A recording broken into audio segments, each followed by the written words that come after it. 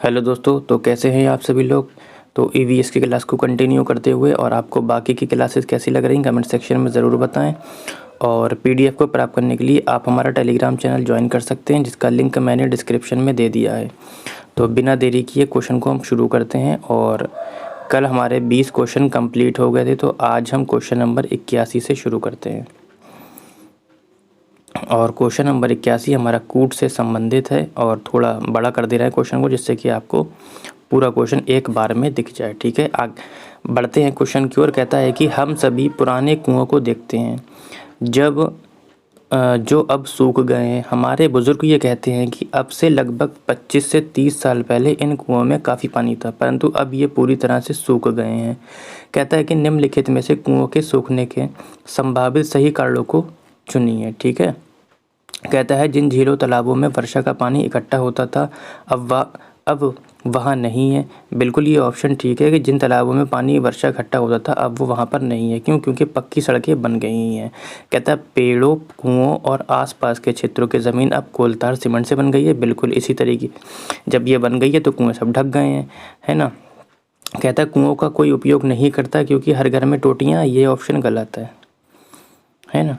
भाई कुएँ है ही नहीं, यानी कि ऑप्शन नंबर सी गलत है। तो जब सी गलत है तो जिस ऑप्शन में सी होगा वो ऑप्शन तो वैसे ही भी नहीं होगा ना, यानी कि सी और सी, यानी कि ABD हो जाएगा ऑप्शन। ठीक है, तो डी वाला ऑप्शन कहता है कि भूमिगत पानी को खींचने के लिए कई विद्युत मोटर संचालित पंप लगाए गए हैं। बिल्कुल इसी वजह से इसका कोई इस्तेमाल नहीं करता है। ठीक है, आगे बढ़ते हैं क्वेश्चन नंबर हम 82 की ओर। और क्वेश्चन नंबर 82 कहता है कि पर्यावरण अध्ययन में संकल्पनाओं और मुद्दों को विज्ञान और सामाजिक विज्ञान विषय के रूप में नहीं रखा गया। क्यों नहीं रखा गया ये बताना है। क्यों नहीं रखा गया? कहता है ये पाठ्यक्रम के भार को कम करने के लिए है। CBSE के द्वारा पर्यावरण अध्ययन के पाठ्यक्रम को इसी प्रकार से निर्धारित किया गया है, या इस वर्ग के आयु के बच्चे अपने परिवेश को समग्र रूप से देखते हैं, या ये शिक्षण अधिगम की एक अच्छी युक्ति है। देखो, पर्यावरण अध्ययन में संकल्पनाओं और मुद्दों को विज्ञान और सामाजिक विज्ञान के विषय के रूप में नहीं रखा गया है, क्योंकि जो इस आयु वर्ग के बच्चे हैं वो अपने परिवेश को समग्र रूप में देखते हैं। ठीक है, आगे बढ़ते हैं क्वेश्चन नंबर आपका 83 की ओर।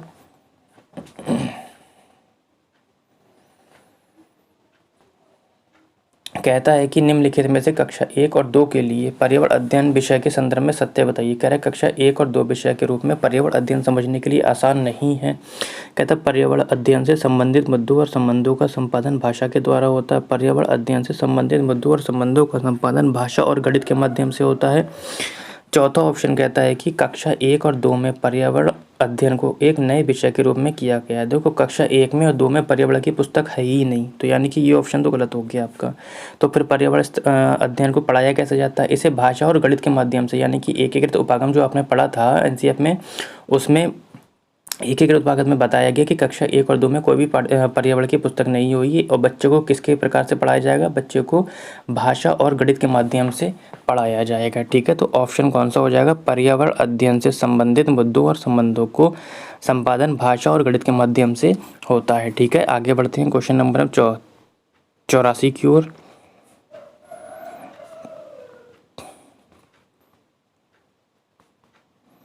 और कहता है 84 क्वेश्चन हमारा कि पर्यावरण अध्ययन के पाठ्यक्रम में उपविषयों के स्थान पर थीम को प्रस्तावित किया गया। क्यों?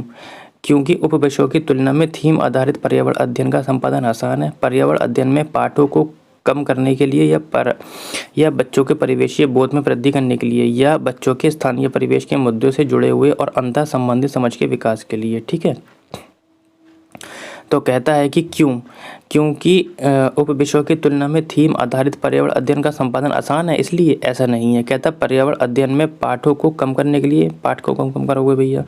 कहता है बच्चों को परिवेशीय बोध में वृद्धि के लिए प्रस्तुत करना, नहीं। सबसे अच्छा अगर ऑप्शन देखा हुए तो क्या कहता है? देखो, कहता है बच्चों के स्थानीय परिवेश के मुद्दों से जुड़े हुए और अंतः संबंधित समझ के विकास के लिए। ठीक है, ऑप्शन नंबर 4 हो जाएगा। आगे बढ़ते हैं क्वेश्चन नंबर 85 की ओर। और क्वेश्चन नंबर 85 हमारा थीम और उपथीम से संबंधित है। मैंने बताया था आप लोगों को एक क्वेश्चन आउट है थीम या उपथीम से। ठीक है, इसलिए आप रट्टा मार के जाएं इसे। ठीक है। कहता है निम्नलिखित में से कौन सा वर्तमान समय अध्ययन पाठ्यक्रम के 6 मुख्य थीमों में से एक नहीं है, ये याद रखना है। कहता है कि नहीं है। तो मैंने बताया था कि थीमों की संख्या कितनी है, 6 है। कौन कौन सी है? परिवार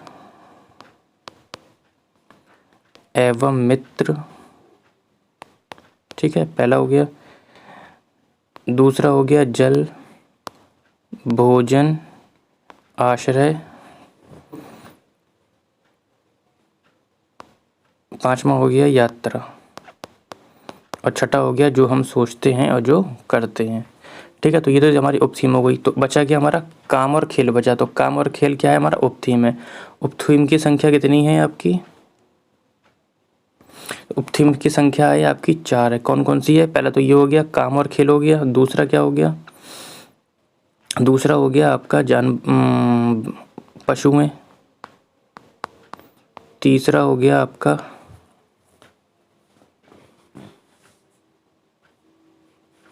संबंध। और चौथा हो गया आपका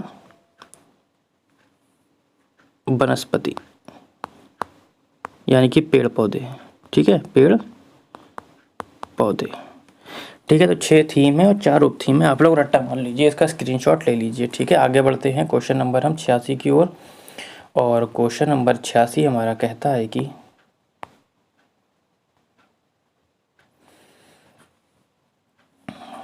कि निम्नलिखित में से कौन सा एक पर्यावरण अध्ययन के संबंध में सत्य नहीं है। ऑप्शन कहता है कि पर्यावरण अध्ययन वर्णनों और परिभाषाओं पर बल देता है। आपको उत्तर मिल गया होगा, जो बच्चे जुड़े हुए हैं पहले से उन लोगों को समझ आ गया होगा। कहता है पर्यावरण अध्ययन की प्रकृति एकीकृत है और पर्यावरण अध्ययन बाल केंद्रित अध्ययन है। पर्यावरण अध्ययन बच्चों को अपने परिवेश को खोजने का अवसर देता है। बिल्कुल ये ऑप्शन ठीक है कि बच्चों को अवसर खोजने का अपने परिवेश से खोजने का अवसर देता है। कहता है पर्यावरण अध्ययन बाल केंद्रित है, ये भी ऑप्शन ठीक है। पर्यावरण अध्ययन की प्रकृति एकीकृत है, बिल्कुल मैंने अभी बताया था कि किसके माध्यम से पढ़ाया जाता है, भाषा और गणित के माध्यम से पढ़ाया जाता है। यानी कि परिभाषा आ गया, मैंने बताया था आप लोगों को कि परिभाषा शब्द अगर मिल जाए तो आप काट दीजिए। पर्यावरण अध्ययन वर्णनों और परिभाषाओं पर बल देता है, तो परिभाषाओं पर बल नहीं देता है। ठीक है, आगे बढ़ते हैं क्वेश्चन नंबर 87 की ओर। और कोट है, हाँ इसमें कोट है। क्वेश्चन को थोड़ा छोटा करते हैं। कहता है कि निम्नलिखित में से क्या एक पर्यावरण अध्ययन में ज्ञान की रचना में बहुत ही महत्वपूर्ण है। कहता है कि बच्चों की सक्रिय भागीदारी, बच्चों के ज्ञान को शिक्षकों के ज्ञान से जोड़ना, पर्यावरण अध्ययन की कक्षा की 4 दीवारी से बाहर सीखना है, बच्चों के स्थानीय ज्ञान को विद्यालय के ज्ञान से संबंधित करना।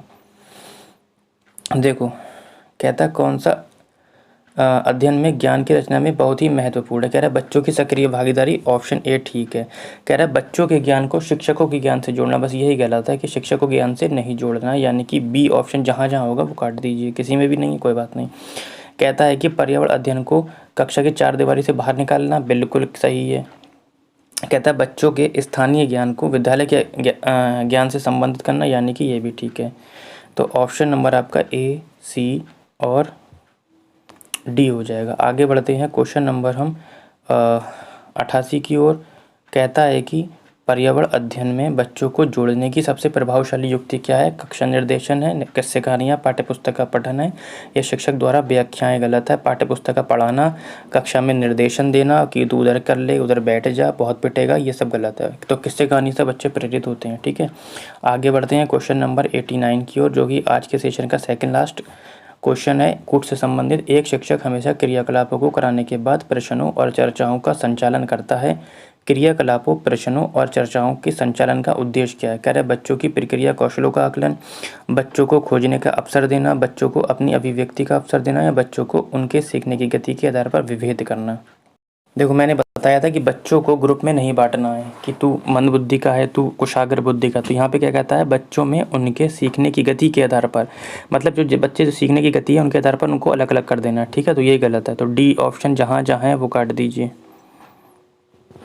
पहला ऑप्शन कहता है कि बच्चों की सक्रिय प्रक्रिया कौशलों का आकलन करना, बिल्कुल ठीक है। कहता है बच्चों को खोजने के अवसर देना, बिल्कुल ठीक है। कहता है बच्चों को अपनी अभिव्यक्ति के भी अवसर देना, बिल्कुल। बच्चों को जितने अब अवसर देंगे उतना बच्चा क्या होगा, कर कर सीखेगा, यानी कि ABC हो जाएगा। आज के सेशन का लास्ट क्वेश्चन कूट से संबंधित आपकी स्क्रीन पर ये रहा। कहता है कि पर्यावरण अध्ययन में बच्चों को पाठ्य पुस्तकों और शिक्षकों के अलावा अन्य स्रोतों की मदद लेने के लिए प्रोत्साहित करना चाहिए। कह रहे क्यों करना चाहिए?